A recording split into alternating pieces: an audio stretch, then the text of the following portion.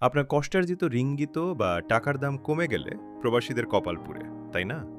কিন্তু পৃথিবীতে এমন একটা সম্পদ আছে যার দাম আন্তর্জাতিক বাজারে যুদ্ধ কিংবা অর্থনৈতিক মন্দা আসলেও কখনো কমে না। তা হলো সোনা বা স্বর্ণ। কাগজের টাকার মান দেশের সরকার বা অর্থনীতির উপর নির্ভর করে। আজকে যে ১,০০০ টাকা দিয়ে অনেক কিছু কিনতে পারছেন, ৫ বছর পর মুদ্রাস্ফীতির কারণে তা আর পারবেন না। অর্থাৎ অলস টাকা ব্যাংকে রাখলে দিন দিন তার মান কমে। কিন্তু স্বর্ণ একটি স্থায়ী ও দৃশ্যমান সম্পদ। আন্তর্জাতিক বাজারে স্বর্ণের চাহিদা সবসময় থাকে। ফলে কাগজের টাকার মান কমলেও স্বর্ণের দাম দীর্ঘমেয়াদে সবসময় বৃদ্ধি পায়। তাই বুদ্ধিমানের কাজ হলো সব টাকা ক্যাশ না রেখে কিছু অংশ স্বর্ণে রূপান্তর করা।